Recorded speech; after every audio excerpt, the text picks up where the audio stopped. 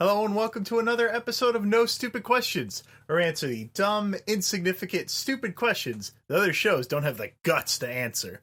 Like, Alex, why are there all these piping hot pictures of piss here? No one's gonna get that joke, Tad. That video has like 200 views. Read my piss-stained lips. This is urine. Wait a minute. I can explain everything.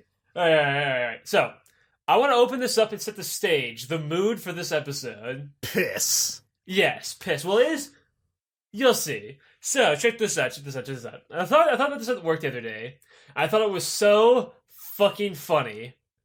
So, Tad, how different would the movie Little Shop of Horrors be that instead of blood, Audrey 2 had to eat cum instead?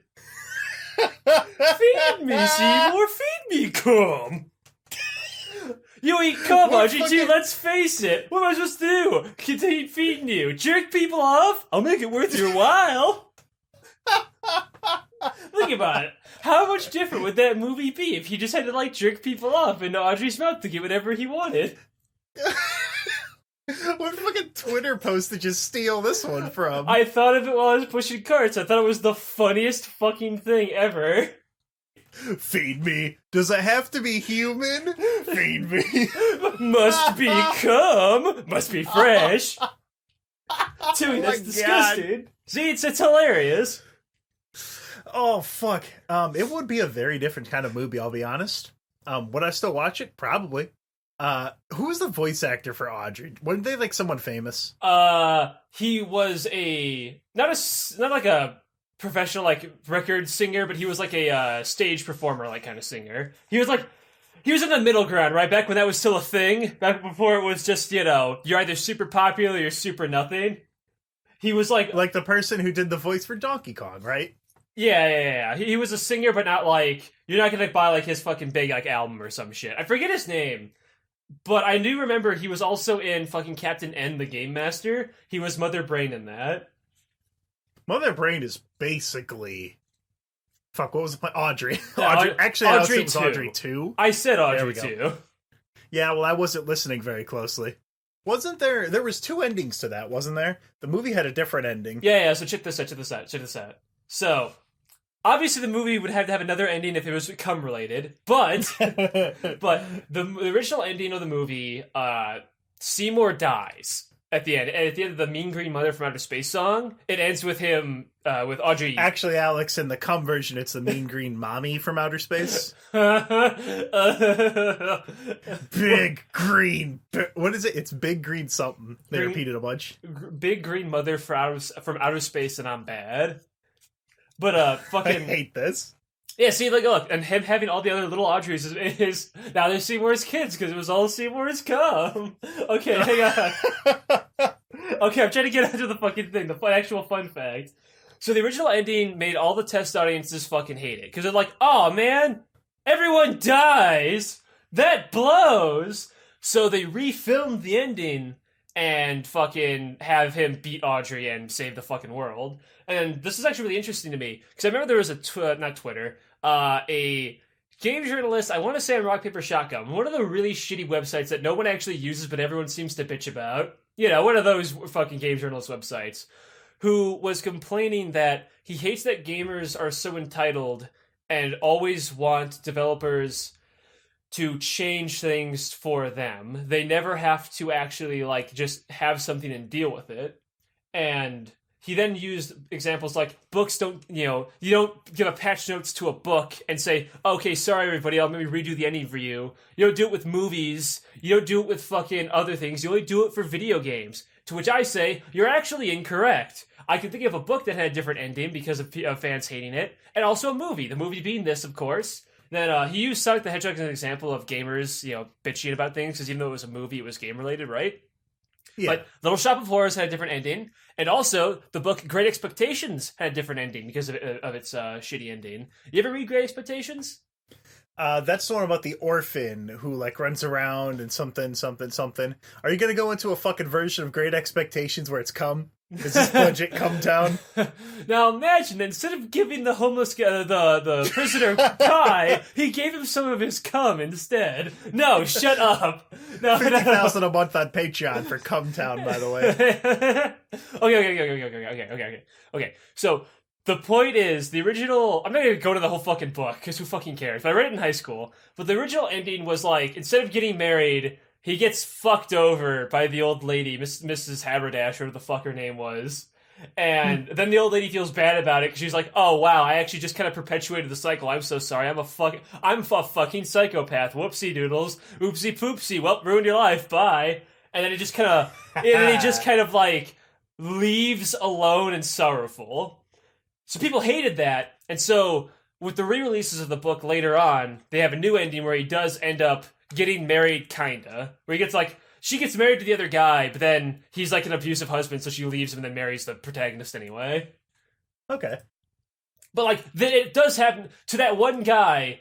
No, you're wrong. It does happen before. And provided that there are the means to make altercations to better appease your audience, just about anyone would take them. Because when you're making a product of entertainment, you want to entertain people. You want their money. You want them to like you. Yeah, there's a fine balance between entertainment. So there's entertainment and there's art. Art is there's a lot of crossover between the two, of course, because like, you know, when you're looking at a piece of art, you're being entertained by it. You're pushing that existential demon back just like another 15 minutes by looking at this like fucking Norm Rockwell painting, you know? Mm-hmm. So it's hard to on one hand, the Sonic thing looked fucking abysmal. It looked terrible, so that was actually a good example of like, hey, this thing looks like shit, and I'm not happy with it. Don't expect me to be happy with this, and then change for the better. But there's definitely a lot of respect that can go out to someone who's making something and goes, nah, eat shit, I'm not going to change my creative vision at all, because this is exactly what I wanted. This is exactly what I wanted to put out. If you don't like it, I'll fucking kiss my ass. And it's because that could also backfire really fucking hard for obvious reasons. Well, yeah, because if you pander too hard, you just come off as trying too hard. And then, of course, if you go outright to antagonize your audience, you end up with the second... Oh, no, not the second half. 2/3 of Homestuck. Or you end up like Ooblets, where you're like, hey, we're gonna go to the Epic Game Store, and like they just talk down to everybody like an absolute asshole. Like, everyone would have respected you, but then you had to be an asshole about it, right? Same thing kind of goes with when you're making anything. It really is just about, as Megamind would say, it's all about presentation. Don't be an absolute chode, and just try your best to make a product that people will enjoy, especially yourself. Don't try so hard to pander, but also don't be so up your own ass. Again, Thanos, knife, balance. Whoa, that's pretty difficult, Alex. Oh. Really great advice that we gave there. Just, you know, do thing A, but also do thing B. Yeah, don't do too much of A and B. Listen, sure, hey, having a healthy balance is a good-ass advice. Yeah, it's pretty general, but it's a good-ass fucking rule because you should be balanced in everything. Speaking of balance... So, this is a question, so, your question was from you, this question's from me. So, oh wait, actually, hold on, is it? I don't remember. So the question is, can a lazy eye see? Will a person have vision going off in like one direction away, like a fucking chameleon? So the actual name for a lazy eye is amblyopia. Basically what it is one of your eyes, it happens when you're younger, and in most cases it can be kind of fixed like right away. But basically one of your eyes doesn't develop right. And so after a certain point, your brain just fucking throws up its hands and go, all right, fuck this. I'm just going to ignore this eye. We're just going to look at this one. So have you ever spoken to someone who has a lazy eye? Yes, when I was very young. Yeah, and I'm sure you were real fucking delicate about it, too. My mother told me preemptively, don't make fun of their eye. They already knew who that person was. Maybe I'm trying to defer guilt from when I had a pizza delivered and the man was a dwarf. And I still feel really bad about it. That's in one of the podcast episodes. You can find it if you dig hard enough. But basically the eye, it like ignores the lazy one. So the person doesn't see out of it. They're like the fucking demo man from the hit video game Team Fortress 2. They just have one eye, basically. So what they used to do in the old days, they would treat it like a pirate. They'd put an eye patch over your one eye. Yeah. And you'd put the eye patch over the good eye. And then the weak one would kind of, fix itself up. But that doesn't really work past the age of, 2. Interesting. Because your brain's just going to go, oh, fuck this, let's go back to the other one. Yeah. What you could do is it's not like if it affects you later in your life, it's not like a critically bad condition or anything. Having one eye kind of sucks. Yeah, but I mean, you can fix it with surgery typically. So it's not the end of the world if you do have it. I mean, you're not going to be fucking flying airplanes, I'll tell you that much, with a lazy eye. I found out when I was doing the research for this is that what I have is astigmatism, which is a medical term for your eyes totally fucked. My corneas are fucked in both of my eyes, so I can only see within inches of my face. Oh. Without glasses, it's just colors and shapes. I can't see my computer. I can tell there's a computer screen in front of me, and I can tell that it's gray because I'm looking at Audacity. But beyond that, I couldn't tell you a goddamn thing. And astigmatism, if you don't know what it is, it's my cornea is an almond shape. So it's it's like an egg where it's all fucked up on one side and not pointy and not round, So that's me. I got fucked up eyes. Oh, So don't you have Hulk vision? No, I do not. Oh wait, yeah, I do have Hulk vision. That's right. Remember? Oh, I remember. That's why I brought it. Up. How do you forget having Hulk vision? Because it doesn't come up very often. So Alex, why don't you explain to them what my Hulk vision is, since you know so much about it? One time I'm gonna remember the story by pure memory and see how good it is. All right, check this out. You told me the story once when we were 13. All right, a long time ago, eons ago, little toddler got a cigarette shoved into his eyeball, which gave him green eyesight out of his one eye, and so then he called it Hulk vision, and I made fun of him for it. I bullied him for his disability. I was a real nice kid. Okay, now the way I remember it is that I was a suave, cool 12-year-old. I'm fucking built. I got a fucking 13-inch dick. I kicked open the door. I was like, hey, Alex, check this out. And then I closed one eye, looked through the other one, and I noticed that it was slightly greener than the other. What it was I'm remembering it now. It wasn't a fucking cigarette. I thought someone shoved it in your eye. I remember you telling me that. I remember this. This is even stupider. I believe it was my older brother Zach took an alcohol pad and threw it at me from the other side of the rec room, and it went swoop right underneath my glasses and burned my eye. So now, if I go from left to right, I believe I'm doing it right now. This is good audio. Huh? Yeah, it's my right eye. Everything has a slight green tinge to it. So I have Hulk vision. So my eyes are fucked. Well, what was the original question? I lost track of that. Oh, can a lazy eye see? And the answer is, kind of, if you get surgery for it. Otherwise, you're fucked and you have to be a pirate. So the answer is no! No, they cannot. Okay. So I actually have a really cool question from a guy called Sparky Sparks. So, when you guys see black and white photos, did you think they saw things in black and white, hence why the picture is always in black and white? Okay, so it's a stupid fucking question, but it does have a very... Obviously, no, things were in color forever. But here's a really interesting thing. Back when things were in black and white, like photos and TV, there was this huge era where dreams would always come in at black and white. It wasn't until colored TVs that people started dreaming in color. What are you talking about? So, obviously, that sounds dumb. So, if you hear that fact, you think wait a minute, you mean people were dreaming in black and white for eons? No.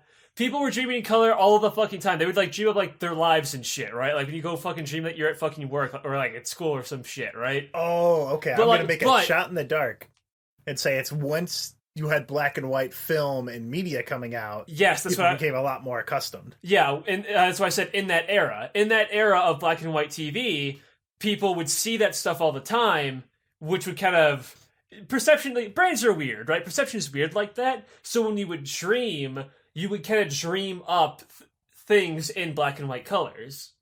So, like, if me and you, if we were recording, let me tell you about, in the fucking 1940s, where we open up every podcast, so let's get those goddamn krauts and those fucking Japs. Slap a Jap, as Popeye says. Was Popeye around in the 40s? I don't remember. 40s, 30s. He had that thing about Japan. Remember I said you where Popeye was super racist? Yeah, that's where slap a Jap came from. That's right. Where Popeye pulls the fucking disguise off the Japanese guy, says, "Oh, so sorry." And Popeye says, "You're about to be," and then punches him. Jesus. Fucking love it. So in the 1940s, let me tell you about, you were talking about Binderman and the adventures of Binderman. And Binderman have like the big fucking gloves and be like a black and white Mickey Mouse cartoon. Is that what you're telling me, Alex? Yeah. That's what I'm pulling from this conversation. Well, yeah. Well, it's just like how my dreams were obviously affected by like the shows and shit I watch, because like when you listen to that dream, if you watch our old episodes, it plays out like a full like episode, like a cartoon, right? It's because I watched so many cartoons, so my dream was formatted like a cartoon. So I'm picturing that one dream where like the people, where like the brakes were cut, like it's a bunch of people in a car, and it's a silent movie, like they're flailing their noodle limbs, then it cuts to the text, which is, oh god, oh fuck, we both cut the brakes, we're both wild cards, oh fuck, Jesus, crashing noise, and then it goes back to the cartoon. Yeah, it would, like, it's funny as it is, but it would legitimately look like that, because, your surroundings perception will change. It's really, really cool. So, no, Sparky, but thank you for letting me get an excuse to talk about something really fascinating. And yes, I did learn this from Persona 4. Dab. It's one of the questions in one of the tests. I said, that's bullshit, and I went and Googled it, and then I learned more. So hey, I learned a really useless fun fact from a fucking JRPG. Fantastic. Here, I have a question that ties into that one. This is from Noah Burrow. If the past tense of come is came... Oh, God. No, not that. It was spelled... If the past tense of come is came, then shouldn't the past tense of chum be chame? Feed me, Seymour. Feed me, chame. I thought the exact same thing as you when I read the email. I'm like, oh, God, here we fucking go. Another comedian. Another Jerry Seinfeld to come over here. $50,000 a month on Patreon. But Alex, don't you agree? What other words would be improved by using this proper terminology? Well, fuck, I was about to say hung. Well, if you're hung, isn't that past tense? And no, I'm not talking about a dick. Oh, I'm pretty hung, alright, if you know what I'm saying. Fucking. Okay, so you're saying that hung would be called hame, right? Chum is chame, because the past tense, like, this guy used to be my chum, so now he is a chame. No, he just said now he's just some asshole.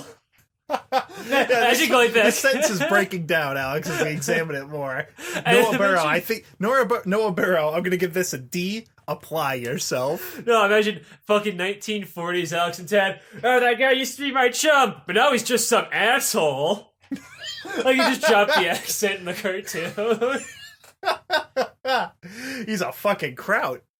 And as such, he's not a human who deserves death. Oh, fuck, I have one more. Speaking of deserving death, Lixim the Great.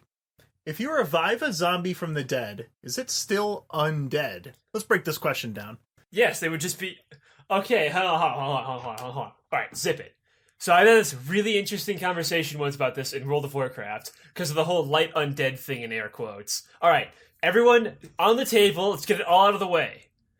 When you revive someone back to life, in, say, a video game, are they now just a zombie? Say I cast Revive, like Holy Revive on somebody, and they're back to normal, but like, they died, right? And they're alive again.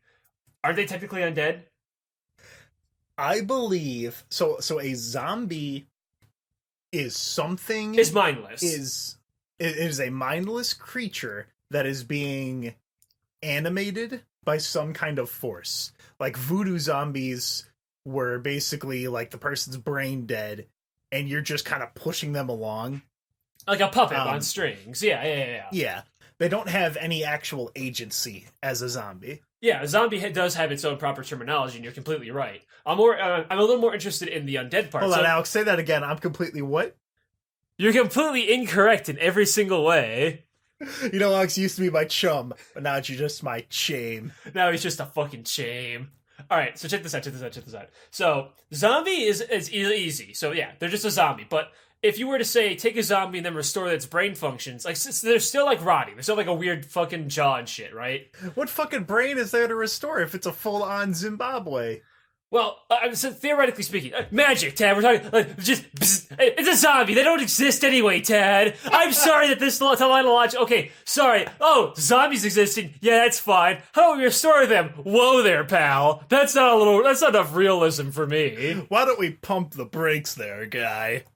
Whoa. Slow down, pal. Okay, shut up. If you were to theoretically just restore the brain, like, just scoop up the brain, like, just glue it back together, you have the zombie back. He's like, oh shit, I'm cured. But no, he's still ugly as shit. He's a zombie. So, he's now an undead. Yes. He is now an undead person. Now, he's not a zombie because he's not brainless, he's not retarded.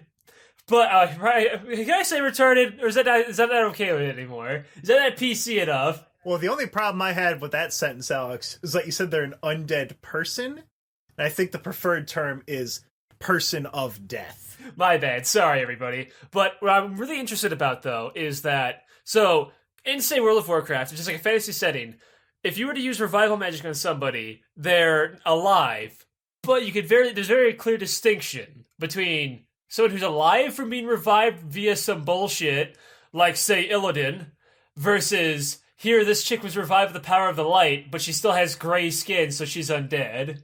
Is that really the only distinction that matters? Is undeath skin deep?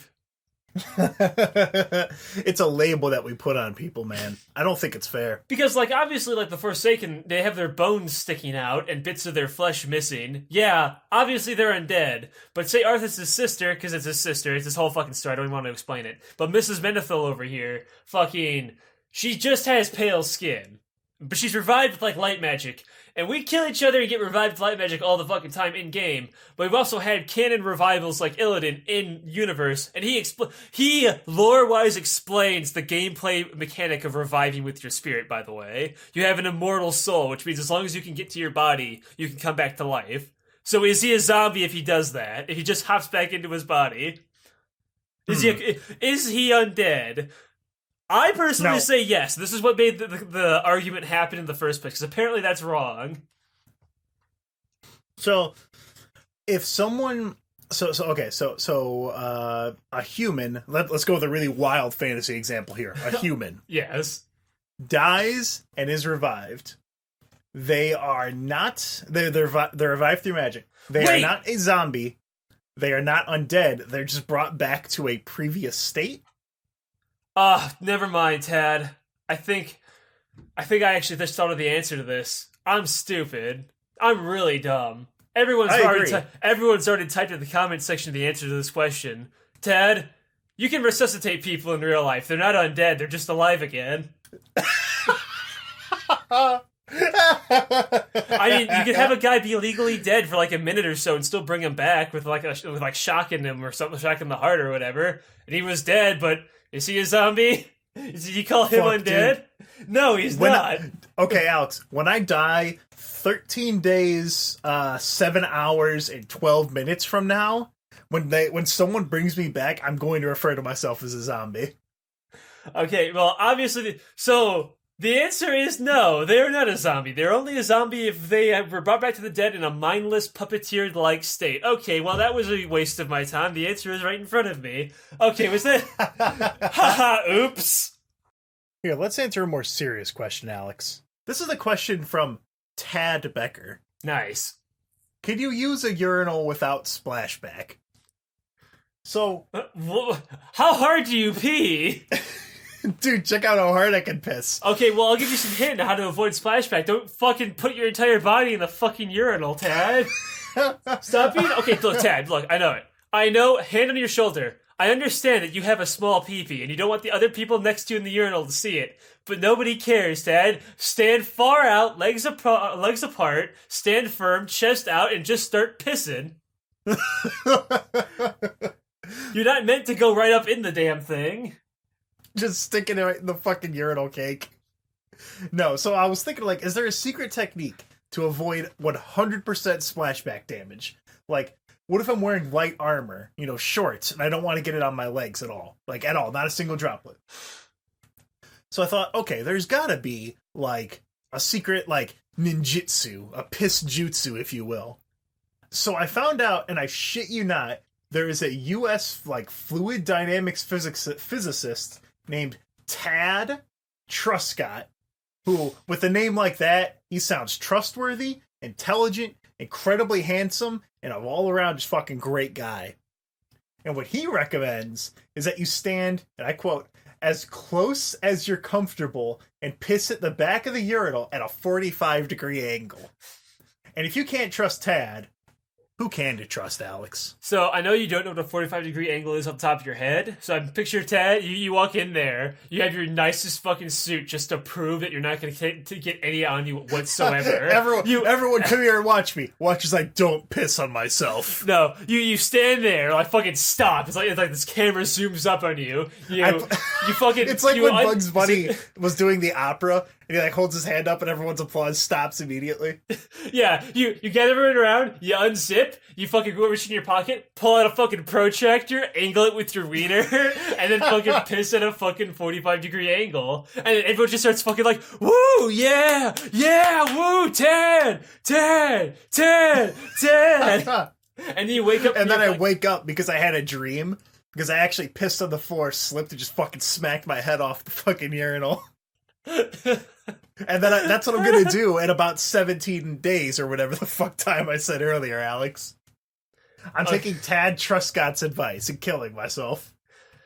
Alright, so I have two really, really, like, interesting and fun questions. I'm gonna get this one out of the way first, because I thought of it about 45 minutes ago, and I thought it was really, really funny. Alright, Tad. So a while ago, you know me, I'm making my little superheroes and stuff. I was trying to think of what is the worst negative drawback to a superpower. And I was thinking of like an anime, so say like Tien or Boros from One Punch Man would be like, yeah, using this power reduces my lifespan, or like I can only use this like 6 times because I'm out of like ammo or something, right? Like, what is how powerful can you have something with like a negative, or like in Men in Black, the fucking little gun, sends you flying backwards and it hurts like hell to use, even though it's super powerful, but there's a downside. So, what is the worst negative downside to a power? And I actually already thought of the answer, but I want to hear you be wrong first.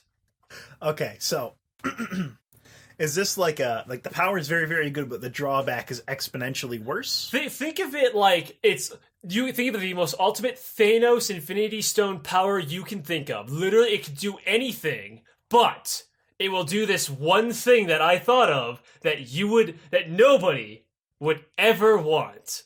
So, what is it? Because I thought of it. Now, what is the wrong answer, Dad? Go ahead, say it for me. Alright. So, you can read people's minds, but the downside is that they can hear your thoughts.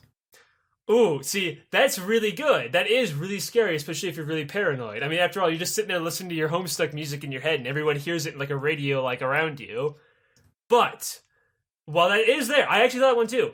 The actual worst downside to a power is, every time you use it, your penis gets a little tinier.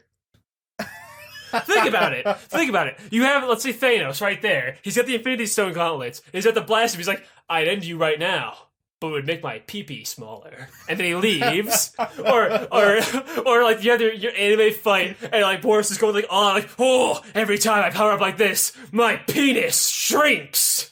Like, think about it. If you had the power to end the world, but to do so, your penis would get small and tiny. You'd have a little itty bitty weenie. Is life worth living with a tiny pee-pee, Tad? See, Dad, now think about it. Would you let's say you had the super duperest strength to lift an entire mountain. There's a bunch of orphans down underneath. Would you make your penis smaller to save them? No, you wouldn't, would you? Would you? No, think about it. You can have I went into this expecting you to say something like, have you seen the movie Logan? No, but I read the original comic of it. In the movie, they do something a little bit different with Professor X. He's got the mind bullshit. and his thing is just that, like, he has, like, ALS and Alzheimer's, so, like, he can't control it, and he just fucking, like, becomes a walking nuclear bomb that murders people around him because he, like, squashes their brain. I thought it was gonna be something like that. I thought it was gonna be something like, you can time travel backwards, but for every second you go, it's an hour forward for your body. But no, you were just fucking talking about dicks again. Thanks a lot, Alex. Well, think about it. You can win every single fighting game tournament for the rest of time. But the only other thing I can think of worse than your penis shrinking is your dick just not working. Think about it, Tad. You could have all the women in the world, but then you'd be impotent. You could snap your fingers and become rich and famous, but your pee-pee don't work. What if I was like a super scientist man and I could become Edward Dildo Hands? But Tad, your pee-pee doesn't work, and also it's tiny. What's the point? What's the point? Now, Ted, Alex, you go actually... on to your fucking next question before I throttle you. Fine, but there is one thing I want to say. Girls not allowed, because I realize this power does have one downside. If a girl could do it, then she wouldn't have to worry about her penis getting small, because she wouldn't have a dick. Alright, so anyway, next question. That was a secret answer that I should have given you. Yeah, I was surprised you didn't think of it first, because I realized it while I was saying, I'm like, oh boy, I hope he doesn't bring up the fact that girls don't have penises. So, I mean, all right. Where's your proof? I mean, Tad, some girls do have penises. Wink. It's 2019. I mean, after all, I don't know if I can keep going with this train of thought. Anyway, next question. So, sir, do you know how based you were going? Do you know how PC you're not being right now? All right, so, Tad, I thought of this question a long time ago, and I was really butthurt in a game of For Honor. Here we go. I thought I was really mad that I died in For Honor this one time. And I yelled, God damn it, I really just wish the Asian characters in For Honor didn't exist. They're so goddamn cancer. But then it got me really thinking, Tad, what would the world be like without Asia in it? And I started thinking, sitting there on my fucking throne going like, man, think about all the horrible things Asia has done for the world. You have China, China's pollution, China's communism, you've got anime, you've got South Korea's ban on porn, you also have Korea's K-pop. I thought you were going to refer to anime as Chinese cartoons. Just keep saying China in every single one. No. You have K-pop from Korea, you have China's social credit, you got K-pop, you got J-pop, you got C-pop. You've got, and now Asia isn't just, China, Japan, Korea, Mongolia, all that jazz. Asia is also, it also includes the Middle East as well as Russia. China's this big, section. I mean, damn it! I said China again. I hate China, alright? We've been over this from the previous episode. Me and China, we don't get along too well, alright? Old China's cool. Modern day China, Alex, though, you're about to get your ass fucking canceled on Twitter. Mao Zedong looking ass China, that could fuck off. But Asia is a whole section of the planet that has Russia, the Middle East, and the Asia in air quotes that we know, right? And also Mao India's in there. Zedong can take a great leap forward to my fucking dick. Dude, based. Alright, so I was thinking, there'd be no Russia, no more Russian hackers, no more goddamn fucking Russians having to, every single time I log on to Steam, I have to use my phone because Russians exist. No more bad Dota games. No more Dota in general. No more League of Legends would never have spiked up in popularity as much as it has, and wouldn't have all those cancerous Asian energy characters. Just imagine. And there'd be no Abrahamic religions or Buddhism. In fact, most modern day religions all come from the Asian section of the planet.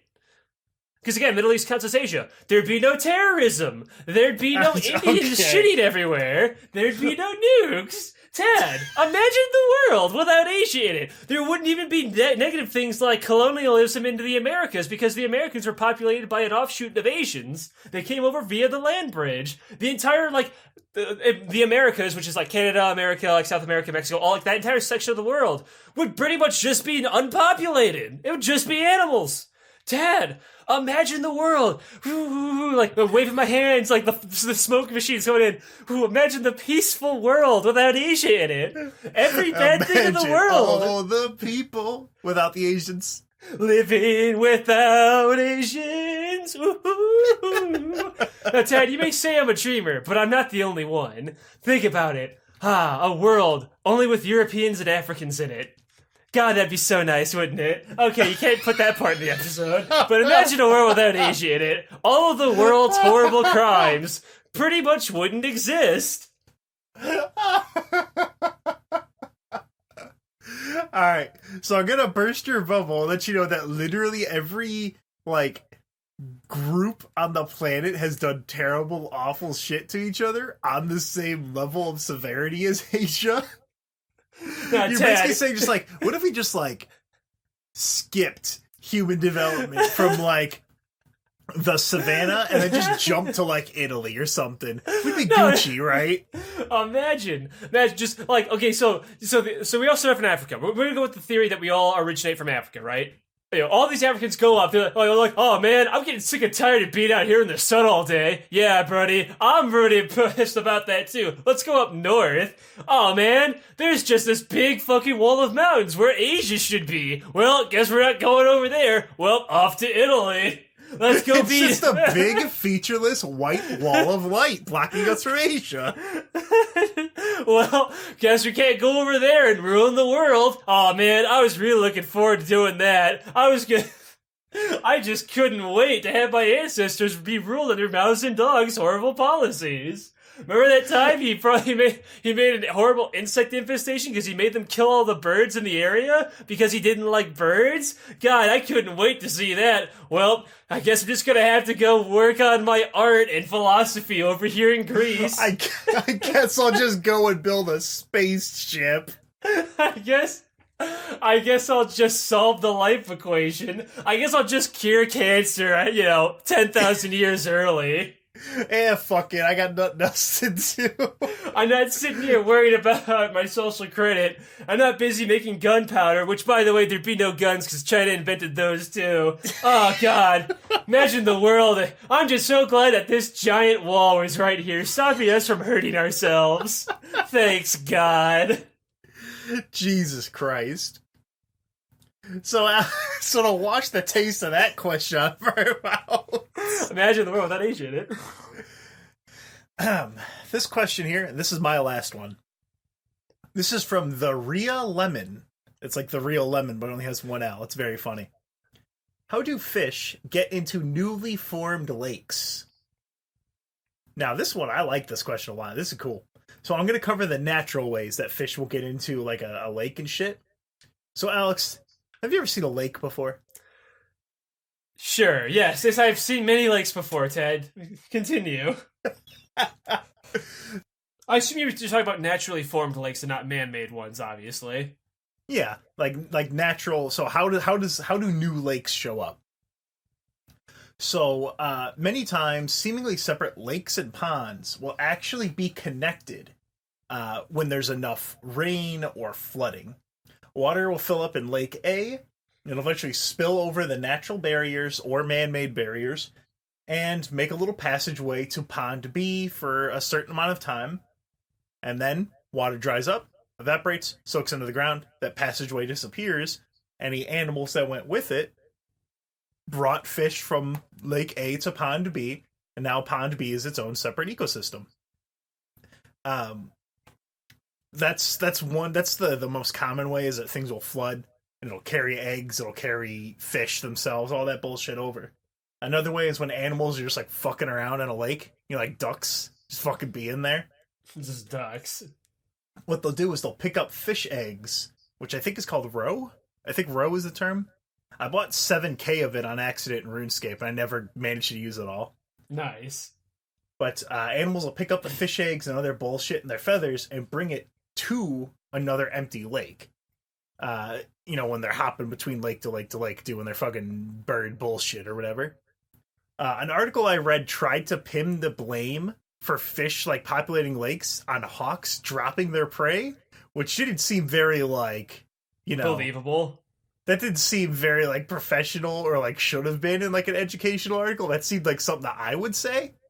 Oh yeah, the hawks just dropped so many fish it makes a fucking lake. So that's how you could do it naturally, right? Yes. But let's say you're a big important residential planner guy, and you're tasked with opening a new pond or lake. How do you do it? So Oh, I was just saying, do you want me to actually answer? You're being rhetorical. No, I got the answer. Don't worry, Alex. Oh, okay, well, I'll be wrong for you real fast. Hold on. So here's my game theory. I'm Clay from Pokemon. I'm just this big fat Texan dude with a big hat. And I'm gonna construct the shit out of everything I see. I'm gonna construct the shit out of it. You big fucking space of dirt, right? Just fucking bulldoze a big fucking bowl shape. Put a bunch of rocks in the seabed to keep the water from being soaked back into the dirt. Put a bunch of water into it. Throw a bunch of fish in there and let them fuck. And also throw some fucking plants and algae in there so they don't die of suffocation. Boom, you got yourself a lake. You're not wrong. So, well, I mean, you are wrong, but not as wrong as you would think. You basically do just dig a big fucking hole or repurpose an already existing spot by making it wider, by redirecting the land around it, like in farming spots here in the Midwest.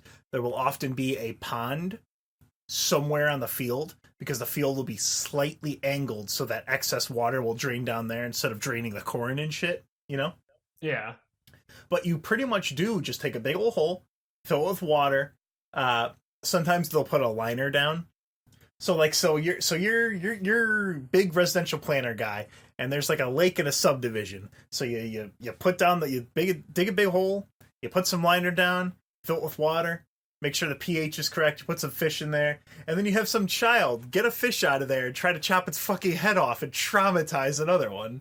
Yeah, don't worry about it. Oh, there is actually one other way that you can populate a natural one. Two ways, I guess I should say. Frogs and some fish will just fucking yeet themselves out of water into mud until they find like better feeding grounds because it's getting overpopulated. They'll just fucking... You ever seen that? There's a video on Twitter of like a catfish that just like wiggles and shoots out of its fucking aquarium. It just lands on the ground to die. No, I have not seen that actually. But fish will do that because it's like, this isn't suitable for me anymore. I'll see you fuckers later.